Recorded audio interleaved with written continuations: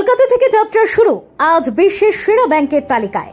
জানেন কি কোন ব্যাংকের সঙ্গে জড়িত ছিলেন রবীন্দ্রনাথ ও বিদ্যাসাগর? 1806 সালে যুদ্ধে তহবিল গঠনে জন্ম হয়েছিল এই ব্যাংকের। দাদাভাই নওরোজি থেকে রাজেন্দ্র প্রসাদ সবার অ্যাকাউন্ট ছিল এখানে। এই ব্যাংকে আজকের স্টেট ব্যাংক অফ ইন্ডিয়া। 1806 সালে 2রা জুন যখন টিপু সুলতান ও মারাঠারা ইংরেজ শাসকদের রাতের ঘুম কেড়ে নিয়েছেন, তখন যুদ্ধের জন্য বিপুল অর্থ প্রয়োজন। সেই প্রয়োজনেই ব্রিটিশ সরকার কলকাতায় প্রতিষ্ঠা করলো এক ব্যাংক, ব্যাংক অফ ক্যালকাটা।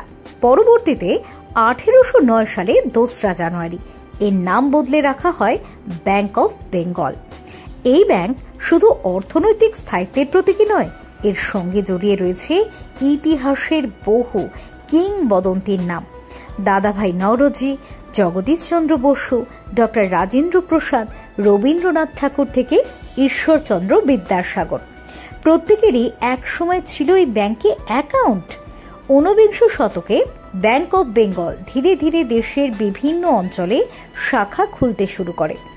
1861 সালে রেঙ্গুনে, 1862 সালে পাটনা, মির্জাপুর ও বেনারসে শাখা খোলে এই ব্যাংক। এরপর ঢাকার একটি স্থানীয় ব্যাংক মিশে যায় ব্যাংক অফ বেঙ্গলে, এমনকি কানপুরেও এর বিস্তার ঘটে। 1921 সালের 27 জানুয়ারি দেশের 3টি presidency bank, bank of Calcutta, bank of Bombay ও ব্যাংক অফ মাদ্রাজ একত্রিত হয়ে তৈরি হয় ইম্পেরিয়াল ব্যাংক অফ ইন্ডিয়া। এটি ছিল স্বাধীনতার আগে ভারতের সর্ববৃহৎ এবং সবচেয়ে প্রভাবশালী ব্যাংক।